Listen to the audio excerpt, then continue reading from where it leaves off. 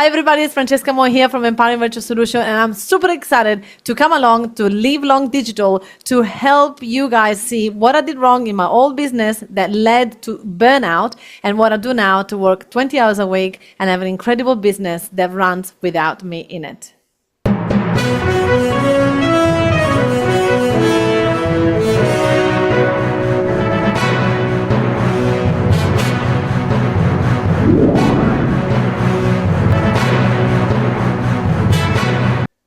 Now, ladies and gentlemen, welcome to yet another exciting episode of the Online Prosperity Show, the number one place where overwhelmed business owners, consultants, and coaches come when they actually finally realize, you know what?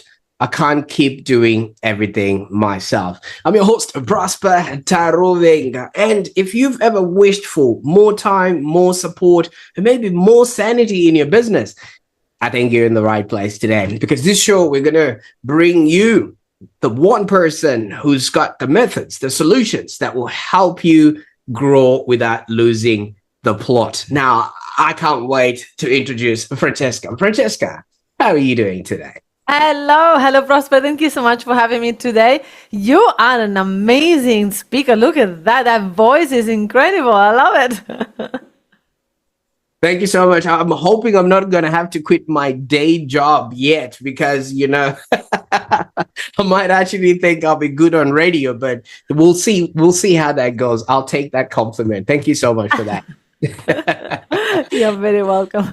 Great. Now, for those that are meeting Francesca for the very first time, let me just take you out of that digital rock you've been hiding under. Francesca is an international business strategist, keynote speaker, and CEO of Empowering Virtual Solution. Now, for those that are wondering why my voice is a little bit cracky, even though she says that I'm speaking well, I'm actually a little bit starstruck, because I've known Francesca for a very long time, and she has actually been doing business in such a great way that we've actually all learned from her, even though she doesn't know that. But behind all of this humility that you're going to see, there's a real story. There's a story of a woman who's built a thriving coaching business.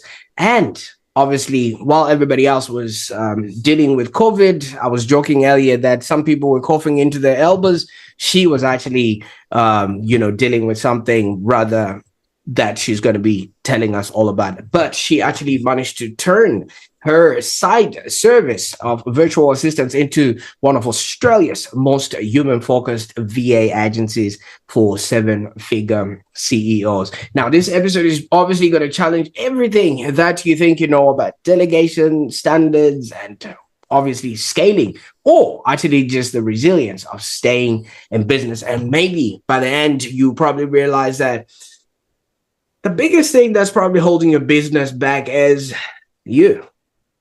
And I think Francesca is going to be, unveiling all of that for us. So as we watch this episode, I want you to maybe drop in the comments, what's the one task that you wish you'd never have to do again? And let's see how many of us are silently suffering with some sort of pain that is happening within their business. Now, obviously, Francesca has already complimented me, and now I'm not going to shut up about my voice and how I speak. But this is not about me today. It is about Francesca. I can't wait to hear her story. Now, before I keep rambling on, you had a perfectly good business, Francesca. You were a coach. Everything was happening for you. Maybe take us back to that moment before everything started to go down, like you've mentioned. First of all, Prosper, what an introduction. I am actually envisioning a reel with your voiceover for my next workshop, and I'm going to get you to record it, okay? Because that introduction was like insane. So thank you so much. Oh my goodness. So Prosper, look, before COVID, that was the weirdest thing ever. I remember I was in a national tour. I was at the end wing of the national tour, thank goodness. I was in Byron Bay, and after Byron Bay, I had Gold Coast, and then back in Brisbane. 3 more cities, including Byron Bay. And I was like carrying on running events. And there was an event that day.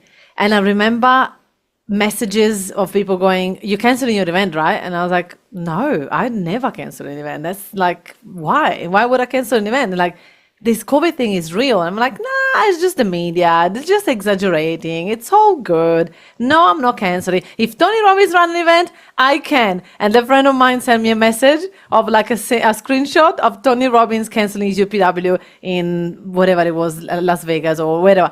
And I was like, oh no, if Tony the one Robbins is canceling, this is real. And I remember freaking out completely. Like I literally had people coming inside of that event when I got that message. So I'm thinking, should I send them home?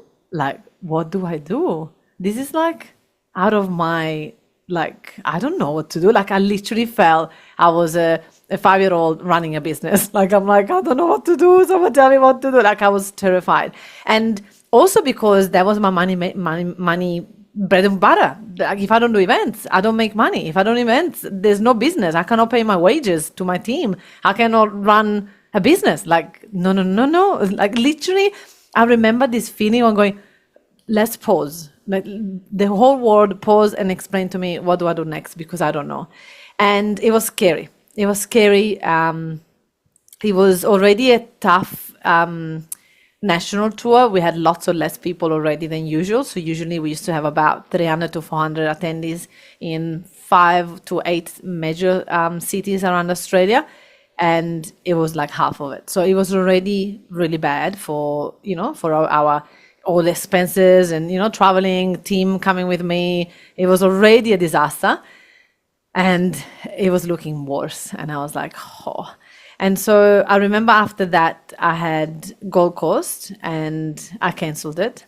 And then I had Brisbane and I tried not to cancel it. And people were like, you're being responsible. And I was like, I am not. I'm just desperate. I don't know what to do. Like, I honestly don't know how to pay my team if I don't do this event.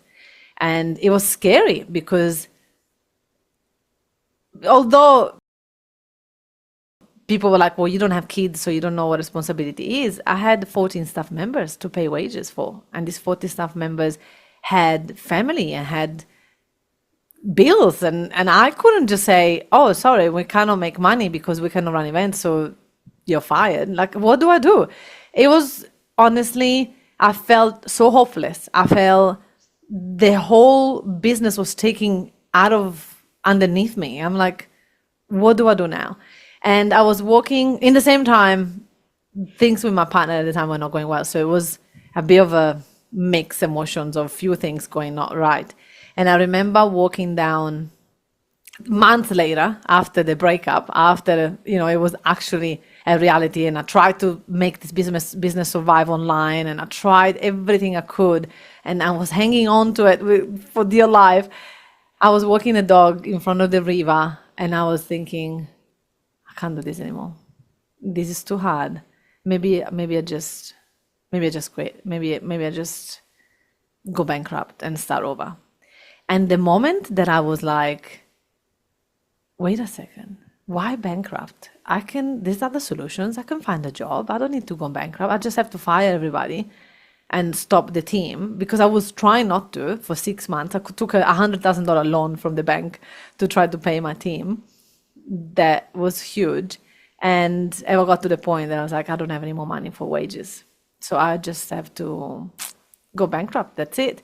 But then there was that voice in me going, okay, that's not true. We don't have to go bankrupt. If I just stop the business and get a job, I should be fine. And so that was the moment that I was able to accept the worst case scenario, which was getting a job. It wasn't bankrupt. My brain was exaggerating the worst case scenario. I didn't need to go bankrupt. I just needed to stop everything, fire everybody, and get myself a job. And that way I could have been fine. And the moment that I accepted that, it was the moment that I realized, okay, the academy is shutting down. I'm not continuing this business. That's when I saw opportunities. That's when I could finally hear what other people were telling me. People were asking me for the virtual assistants without the academy. And in my brain, it was a one thing. I had to sell it together. It was a package. You don't break the package. You get both of it. That's it. It was me. I was just on my own way. And the moment that I accepted the worst case scenario is the moment that I saw an opportunity. and I grab it with my whole life. Absolutely. And thank you so much for taking us there, because so many people are struggling and they're just holding onto something that probably no longer serves them. And I like how you frame it and say acceptance, because you can't climb the ladder of success with your hands full. You let go of those things, and before you know it, the ideas started coming in. But obviously, you were painting a picture of what a success you had been, but what was like a typical day for you with this team, these interstate events, and what was like your business at that time? Because I remember seeing you, and I didn't even know what state you lived in. I thought you were in Victoria at some point, or New Zealand at some point, because I could see you with all these different people all over the place. Yeah. I was traveling a lot, Prosper. The business that I created at the time, I thought it was not a choice. It just happened. Like, people were asking me to go to Cairns for a workshop, so I went. So I started to run workshops in major cities. We used to do 3 to 4 national tours a year, which would take me out traveling for about 8 weeks, and every week we will do about 2 events per week. So I will go in 2 cities every week for 8 weeks. And it was a lot. It was a lot. And then I will come home. I will repack my bags with all the books and all the goodies and all the things. And then off we go again. Another flight, another plane, another hotel.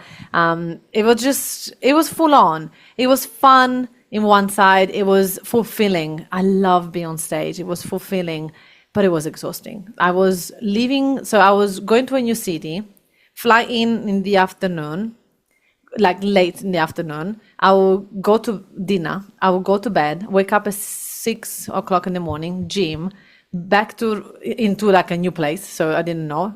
Go on my team will set up the room, go there at 8:30. People started to come in the room, go on stage, speak for 4 hours, do 3 to 4 one-to-one after the 4 hour workshop, eat something super quickly, straight to the airport. At the airport, I will do another 3 to 4, sometimes 5 one-to-one sales calls, and then I will jump on a plane and I will be back here in Brisbane at 9 p.m. or go to another city if I had another workshop.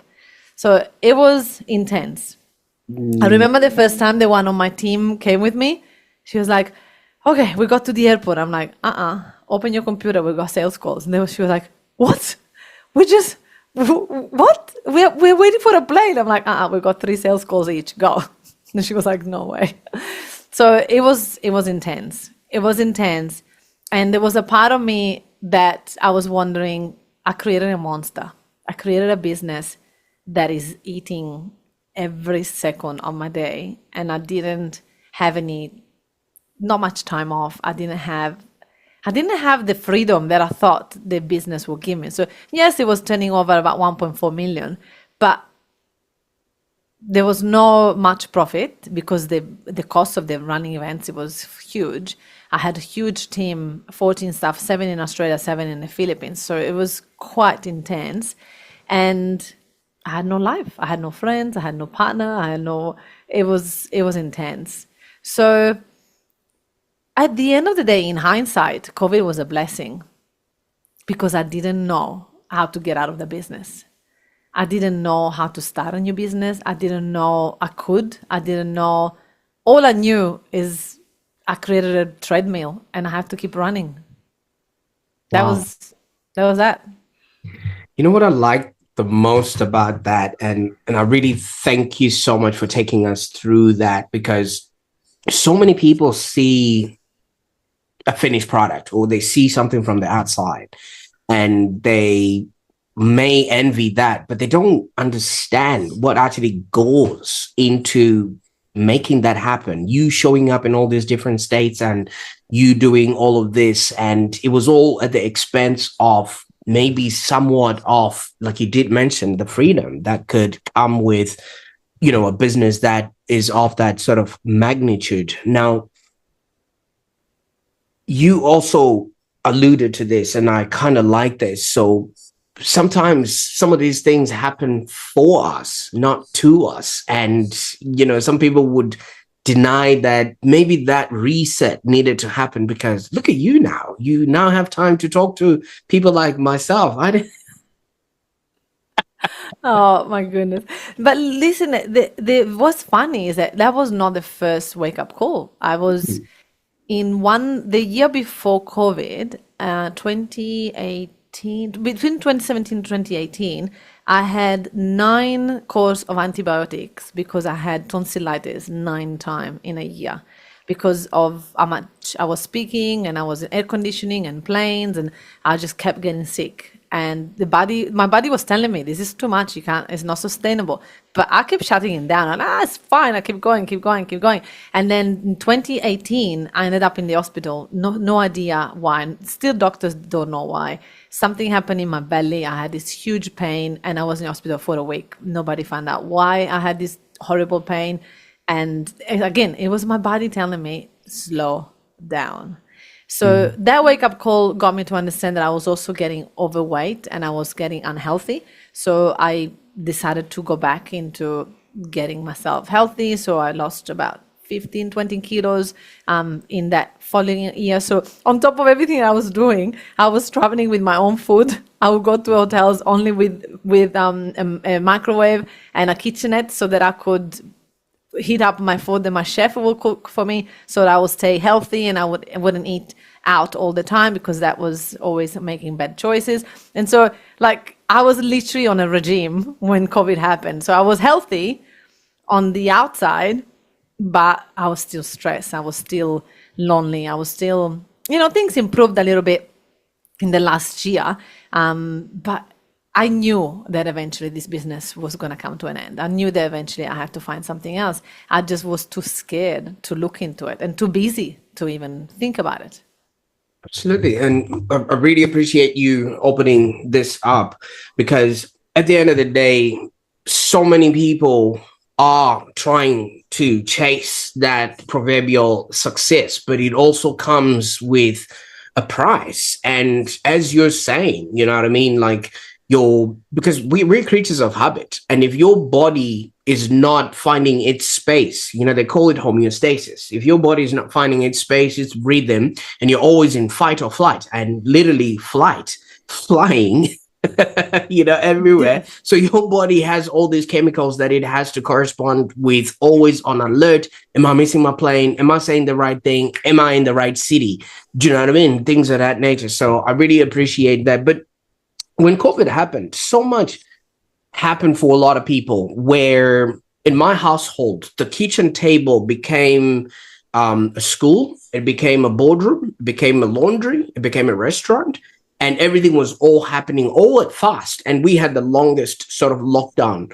What was it now like for you, knowing that all your business was shut down when the country shut down, and you obviously had to figure out where to start? And you also did allude to the fact that your relationship was not going through, what you would have anticipated. What was the stretch of the pandemic like for you after that? What was the biggest I'm like speechless. I'm like, where do I start? Because the hardest part for me was I need to serve these people that want help. So these people came to me for a solution, and I used to bring them into a room with not just give them a solution, but I will give them a transformation. So I really love Tony Robbins, as you know, is even here behind me. Where is my Tony? Oh my goodness. Oh, he fell over. He's right there. And Tony says the only way to make true transformation to people is to full immersion. And so I love that. So I was like, all right, I model my business because of that. So everybody will come to Brisbane and they're out of their family, they're out of their routine, they are out of their business, and they will come into a room where we will be in that room for like 12, 14 hours a day for 3 days. And I will work on their mindset. I will give them strategy for business. And the biggest transformation will happen because of the intensity of that space. So when COVID happened, I'm like, how the hell am I going to move this online? How the hell am I going to give the same experience online? How am I going to have the same transformation for people online? It's just impossible. And my brain was like, how can I do that? And so I am thinking and I'm trying and I'm working it out. And I have to say, me and my team, we did an incredible job. We had a printed booklet that was sent into a box. So now we're sending boxes to people when they're signing up, and the boxes got all the information for the next workshop. And so a month before the next workshop, we'll send them another box. So now the cost of what it used to be an event, now the cost is on postage. So Australia Post loved us for that because we had to send so many boxes, like 50 to 60 every time that we had a 3-day workshop. And then the difficulty of keeping a room engaged for 12 to 13 hours online of these people from their own home, on their own, like you said, house that is now an event space, right? They're running an event with the kids coming in the room and taking them away from what I was. So the amount of energy that I had to bring to that 14-hour event for 3 days in a row, my voice, like it was multiplied by 200. So I will finish those 3 days event horizontal for a week. Like I had no voice, I had no energy, I had no, and I was empty. Because on stage, yes, I was tired, but the room, the energy, I will feel alive. So even though I was physically tired, I was full inside of me. Instead of the 3 days online, I will finish it and I was flat, completely flat. And I remember saying, I don't know if I want to do this. I don't enjoy my own business anymore. And I wouldn't see as the transformation was there. People were very happy, but I didn't feel that it was as well, as good as when it was online, face to face. There was no comparison, right?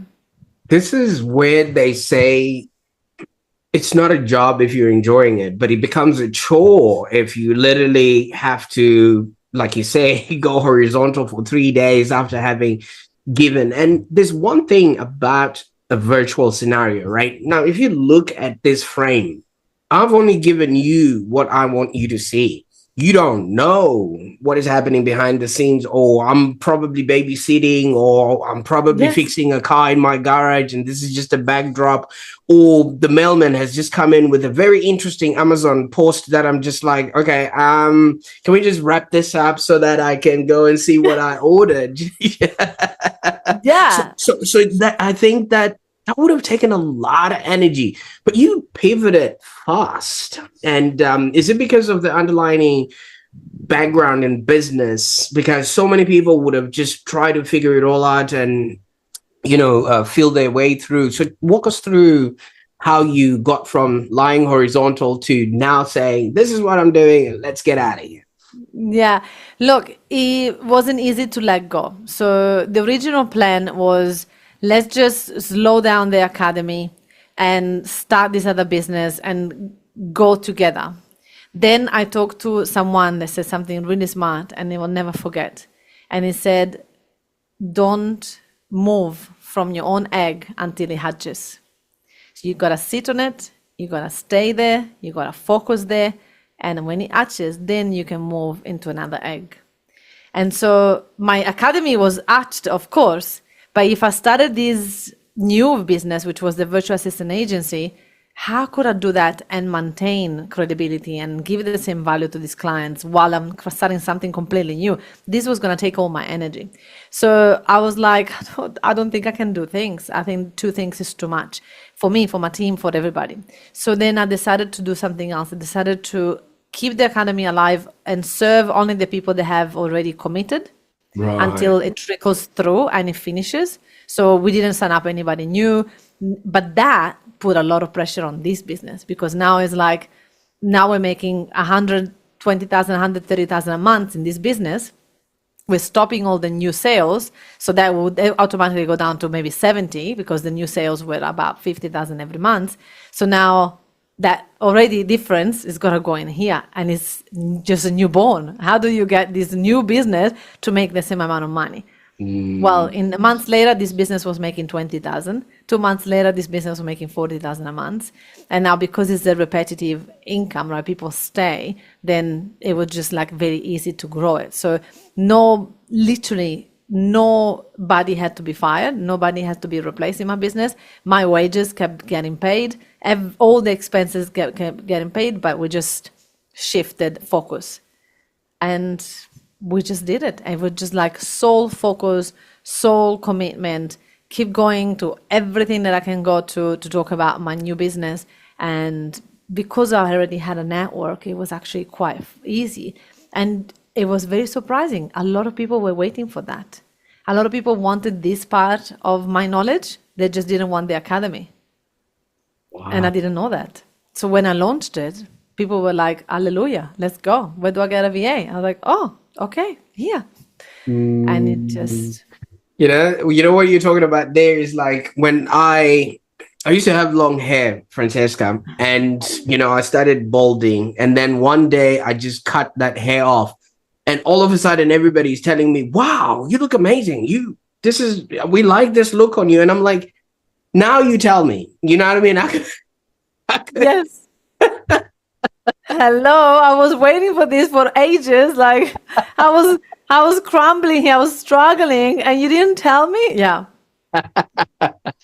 Absolutely. But obviously now you're tackling something where you were the product before. Like you said, you had to show up, be in the room and, ramp up that energy. And now you are having other people as products, which I feel like might actually be a lot of more moving parts because you only had you to control, but now you've got this, to control. So let us know a little bit about, you stepping into this side. Obviously, it was an easier transition because you're already doing it, but how different then was it from the work you were doing prior to now what you're offering? Look, to me, this is the best thing ever, right? Because this is how it happened. I was on holiday with one of my girlfriend, and while we were on holiday, her whole team was running the show. And I was thinking, that's interesting. I need to be there for making every single sale. And this woman has created a business that just is an actual business. I created like a job. So I'm like, okay, let's do it. Let's just change things around. Let's make it happen. To do that, I had to get out of my own way. I had to stop thinking that in my ego that people just wanted me. People didn't want me even before. People just want my solution. And my solution could have been given by anybody. As long as they get the result, who cares? And that was a game changer. When I realized that it's not about me, but it's about the solution, I just had to sell the solution. So I just had to believe in these girls, in these guys. I have to believe in their capability of wiring a client, and I had to coach them. So my coaching went from coaching clients to coaching my team. Oh, I like that because you see, in physics, they say energy is not lost; it's just transferred. You move that energy from focusing on that type of person to the type of person that can then expand you. But you would also understand, I mean, maybe in your walk of life and also in the whole entrepreneurial talk, there's a lot of business owners and people that secretly believe that no one can do this as well as I can. You know what I mean? Like if you want something I hear that all the time. Like if you want something done, you do it yourself and things of that nature. Now, did this ever occur to you? Because obviously you were the main character in your whole enterprise. Now you're going to have to sort of delegate and pass it on. And also the fact that you've got this understanding that people didn't exactly want you. They just wanted the solutions that came with it. Didn't that kind of hit kind of deep on the ego there a little bit? Look, it was difficult at first because I didn't want to drop the quality. And I didn't want people to feel disappointed because they're not getting Francesca Moi, but they're getting one on my team. So what was important for me is to frame it properly, because at the end of the day, and I teach this to clients for a long time, at the end of the day, people, like, I remember I was coaching coaches and they were used to say, oh, but people want me one-to-one. And I was like, no, they don't. They just want the solution. If it's one-to-one or one-to-many, they don't care. I'm sorry, but they don't want time with you especially. They just want the result. So it's about you. When you are selling, you don't say, oh, you could have one-to-one, but I don't do one-to-ones anymore. You can have it only on a group. If you say that way, they're going to be disappointed. They're going to think, oh, I got into the wrong time. I should have come years ago when you were doing one-to-ones. Instead, you need to say, I used to do one-to-ones, and I realized that I was limiting my own clients because now they only have my perspective. Now that I do groups, it's so much more powerful because they all get to experience and learn from each other rather than just having my own perspective. Now all of a sudden I'm framing it in a way that groups is way better than one-to-one. And this is exactly the same with this own business. I actually truly believe that because my team are handling this every day, I sometimes get into a sales call with people that still are trying to say, I need to talk to Francesca because she's the CEO. I'm like, okay. And when I get on the call, I have to say to them, I'm sorry, but I don't know this answer. You need to talk to my business manager. She's the one that does this every day. I don't do this anymore. And they're like, I thought I was getting better because I talked to the CEO. I'm like, no, I don't know this. You need to chat with my team.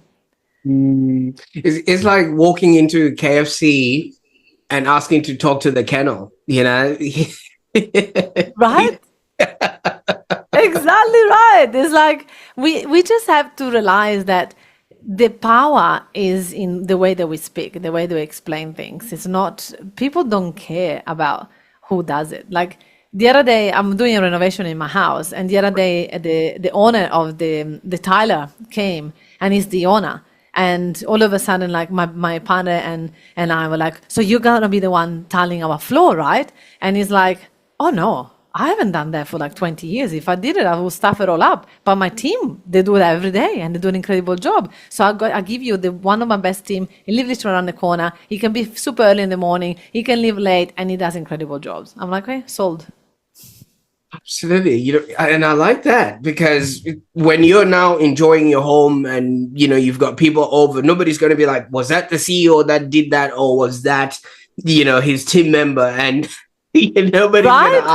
going to ask those questions. So you did also mention that, you know, you were on holiday, Francesca, with one of your girlfriends, and then you realized that her whole enterprise was working, you know, behind the scenes and things of that nature. And you saw possibility in that. Okay. Not a lot of people would see that. Some people would actually be envious and be like, oh my God, how does that sort of work? But when did it click within your own business that, wait a minute, this actually works, and I wish I had done this a whole lot sooner? Oh my goodness, I truly do wish that I trusted my team sooner. And I see that a lot from a lot of business owners. They get a team member and they are waiting for the team member to build trust rather than just give them a little bit of trust. If you trust them, people will go a long way. If you're waiting for them to build that trust, it's going to take a lot longer. And unfortunately, I was one of those people. And now I have learned that if I have trust in my team, they can run the show. If I empower them, if I support them, if I tell them I'm here, anything you need, I'm here. But you got it. You don't need me. I trust that you've got this. And as long as I've done the training, as long as I've supported them to make it happen, as long as I've watched them do it and I know that they do it right, I need to get out of the way. Because the only way for them to learn is for them to make the mistakes that I have made. I am not perfect. I've made lots of mistakes in business. That's why I'm so good, because I've learned from all the bad things that I've done. And so I need to give them an opportunity to do the same. And that is the number one thing that people struggle with, is that they don't want to go back to the mistakes. They want to keep the high quality. And the only way that you can do the high quality is by being open. So we tell, if you have a VA that is new, or if we have a supervisor that is new, because as the business grows, we need to train new people. We tell the clients, hey, this is a trainee. This is an experienced person. We're going to put them together, and, you know, the trainee will run the show. But if there is anything that you need, the person that is experienced is next to them. And that's normal. People are actually they're kinder, to people that are new. They're a trainee. Oh, let me help you. Don't worry. I'm patient with you. So I don't know why we make such a big deal about it. But I want to share something else. And I see this in my team, my managerial team. I am helping them delegate, which is the hardest thing because they don't have an entrepreneurial mindset. So they want to hang on to things because that's the way they have done it for the last year or 2 years. And I said to them, if you are moving to a managerial position, you need to stop doing, you need to start leading. So you need to let go. You need to do what we're teaching our clients. You need to delegate. So what do? They delegate, but they delegate only part of what they used to do. So that's when the quality is not as good. It's not because the team is not doing as good job as they, but it's because the leader didn't actually teach them all the steps. They only taught them partial of it. And this happens to clients as well. So I now see the difference. If something happened and I say, wait a minute, when you used to do it, leader, we had this result. Now your team is doing it. We have lower result. And what I hear from the leader is, you asked me to delegate. I'm like, yes, I asked you to delegate, but did you delegate all the steps? What did you used to do to avoid this part? Oh, I used to do this step. Did you teach this step to the person that you're delegating it to? No, because I don't think that they can do that. Aha. So now you've cut the task shorter, and obviously you're setting them up for failure. And we do that as business owners all the time. We do that all the time. We need to teach our team every step of our successful procedure that is in our brain for them to succeed. And we don't do that. You know what I like about all of that is we also experience that in marketing, where somebody will show you results of how they were achieving before we became their agency. And then they'll be like, wait a minute, how come we are not getting the same results? And then I will be like, first of all, you were putting out the post. It was your voice. You know the business more than you do. We're trying to figure it all out. And you haven't literally opened us up to everything else that is in your arsenal. We don't have the network that you have. We don't have the, allegiances that you also have. We're literally driving this Ferrari with a handbrake on. And I'm seeing that with what, you're talking about. The whole engine is running, but they're just holding on to something because they're afraid maybe that VA will go and pass on their trade secrets to somebody else, or will stop working and they'll have to start all over again. So what sort of systems and habits do you maybe help people put in place that will actually turn delegation from chaos to freedom? Another thing there, though, is like, yes, those two things are true, but also what they do is that they are afraid that things are not going to happen as well as they used to do it. So they just don't open up, like you were saying before, right? They don't open up the whole strategy. They just hold on to it, and they maybe done it for too long. Or this is another thing. They've done it for too long. They're exhausted and burnt out. And now they got this hot potato, which is a task, right? And they go, oh, now you're going to do it here. And they throw it as fast as they can, and they don't check in again. They're like, yeah, that's yours. Bye. And it's like, no. Once you pass it, you need to do it with them for long enough and coach them and support them until they do it at your level. Because that's not delegating. That's just throwing something at someone. Oh, but I'm busy. Like, you used to do it yourself. You used to find the time. You don't just now throw it. You have to do it together. So one of the things that I teach is like the delegation fast track protocol. And the delegation fast track protocol is there to support the VA or any team member to succeed, and to make sure that the quality doesn't get dropped. And so what we do is that whenever a client needs to pass a task to a virtual assistant, they need to do it together on Zoom. Not Loom videos, then it's like, do this, okay, bye, right? A Loom video is so cold, it doesn't work for me. What I want is a team to do it together. So on Zoom, I'll share my screen, I'll do it with my VA, and I'll show her.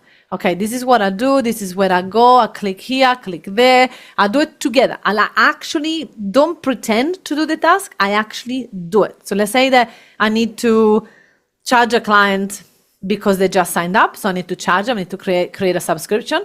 I'll go, okay, we got a new client, let's go on Zoom and we'll do it together. Okay, new client, you find out you got a new client from this, you take this name, you put it here, I'll do it with them. They record that call, they create an SOP. Even if I already have SOPs, I don't care. I want them to create one from scratch, because when they create it from scratch, they own it and they learn it. People learn by doing, not just by reading. So they're creating our SOP. You can then check it with the one that you have if you want. But I prefer to go back on a Zoom call next time there's someone sign up again, and I do the same task again, but now I'm watching my VA do it, and I check that they're following the SOP that they created from our call, and I help them tweak it, or sometimes there is also like a variation, right? So we do it together. Next time someone else sign up, I don't go, okay, now you know how to do it, it's yours. We do it together again. Yes, you don't save time for the first 2 weeks, 3 weeks, 1 month.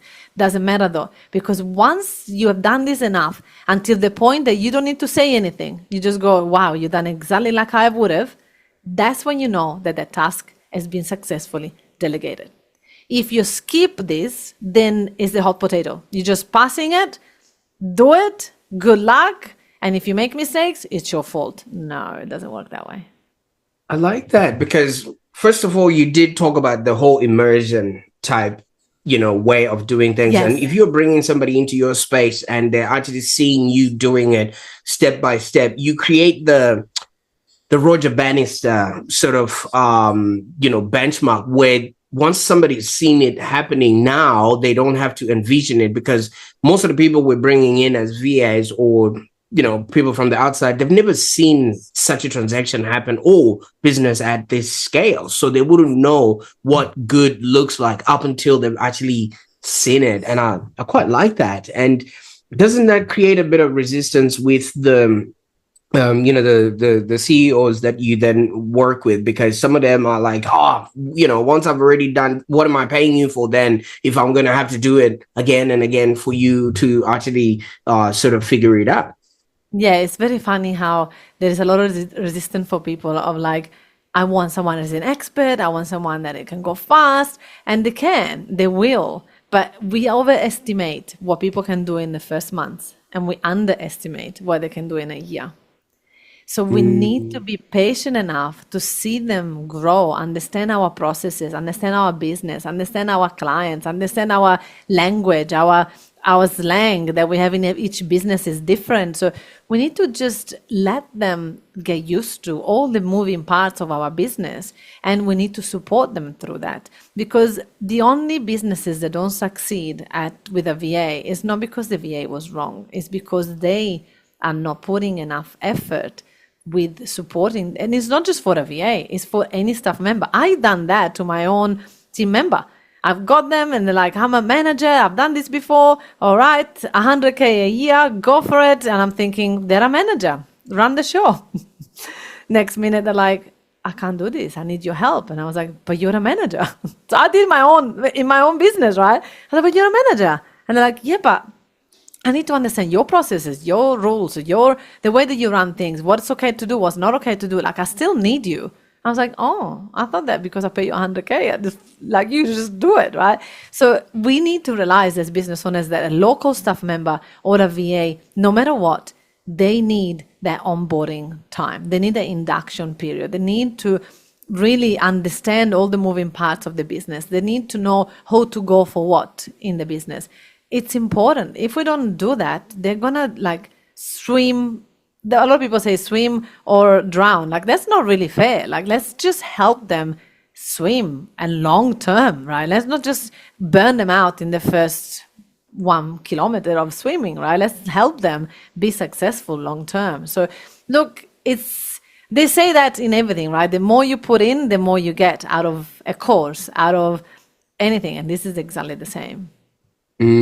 No, a lot of high achievers, we've already established, they feel guilty of having to step back, because what am I going to do with the time that I am delegating out? You know what I mean? Am I just going to be twiddling my thumbs and sitting in this office? And I don't know about you, Francesca. I'm working right now. I'm at work.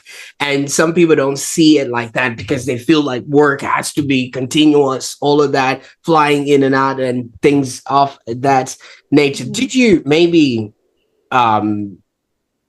personally struggle with any of this? Or do you actually then also use your skill set as a coach to help the mindset of the entrepreneur to actually align with their higher purpose now that they've got all this time on their hands? Look, absolutely. It's difficult. It's difficult still for me sometimes. Sometimes I see my team super busy, and some days I have to get out of the way for them to really let them work, because sometimes just be there is worse than not being there. If they are trained and they know exactly what to do, some days it's better I'm not here, because I'm more distracting than when I am not. So I need to also learn how to get out of the way. And that was very difficult for my ego, because I was like, the team don't need me anymore. Nobody wants my input. Like, this is like weird. And so some days I was even bored. So I decided to change my hours. So I start 11 and I finish at 4 Monday to Thursday, and Fridays I'm off. So that way I don't have to, one, feel guilty. When I'm in 11 to 4, I'm actually fully booked all the time. And I can enjoy my mornings. My team can do all the busy stuff in the morning. So when I come in the office 11, they have time to have meetings with me and report to me and let me know what's going on and ask for questions, directions, whatever. And I get out of the way at 4 so they can finish their day. So it's really important for me to understand where I'm needed in the business and where I need to get out of there. And so it's, again, it's about my ego.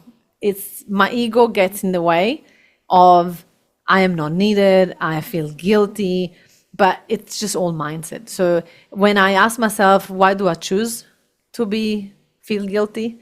Why do I choose to feel useless? Then I can just self-coach myself. And I do that a lot with the clients. We run a conference once a year where I talk a lot about mindset, because it's important. Like, our business is a 3D printout of our thoughts. Absolutely. And I like how you say it is a choice, basically, to be in that mode of suffering, because you could also choose to let go or choose a better opportunity. Now, Francesca, if somebody's watching this and they have actually decided and made it a choice that they would like to maybe test the waters a little bit, they're tired of chasing their own tail, they're tired of not getting anything done, or they're tired of seeing their friends while on holiday having everything done for them while they're busy tethered to their phone, what would be the first thing that you advise them to do, and where can they go on the internet to find some of the work that you're doing? Yeah, of course, Prosper. The first thing that I say is do a time audit. And it will explain exactly what to do there. If they do their own time audit, they will be able, this book is called The Power of Delegation, and they can find it on online and anywhere. And what's important that they understand, where are they spending their time? Are they spending the time in being a business owner or a business operator? Are they spending the time in the business or on the business? And this phrase is overused, and people now are like, I know, I should spend time on the business, whatever. But truly, every task that I do, I ask myself, can I delegate this? Can someone else do this? Even if I can delegate a 50% of that task, it will still do. I always take the example of the Formula One. They used to take about 8.95 seconds to change the wheels of a car. And then one crazy person came along and said, I think we can cut it shorter. And they were like, why would you? It's only 8 seconds. Just find somewhere else where we can improve. And it's like, what if we cut that shorter to 3 seconds? And like 3 seconds? And they were like, it's dangerous. People could die. Like, it's no. And there was so much resistance because it was already good enough. And a lot of us in business say that, oh, it's okay. I can do my inbox. It only take me an hour in the morning. What if you could spend an hour in something else? Really? So they now changed that to 1.95 seconds. In 1.95 seconds, they change 4 wheels and off they go. That is efficiency. That is what our role is as CEOs. Go in the business from the outside and be like, wait, you guys do that manually? Wait, I'm sure there is a faster way to do that. Wait, do we do this way? This is what my role is. It's not being the one changing the wheels. It's the ones come up with the idea, I am sure that we can do this faster. And if everyone in my team does things faster, we are more efficient, we give great customer service, we get great experience to everybody because we are faster, we move with intention, and we don't just do things because the way that we do it, because we always done it that way. So if you are thinking about it, is your business efficient enough? Can you go from 8 seconds to 3 seconds or to 1 second in any task that you and your team does? And then figure it out. Because there's always a way to go faster. There's always a way to be more efficient. And there's always a way to delegate everything that we do.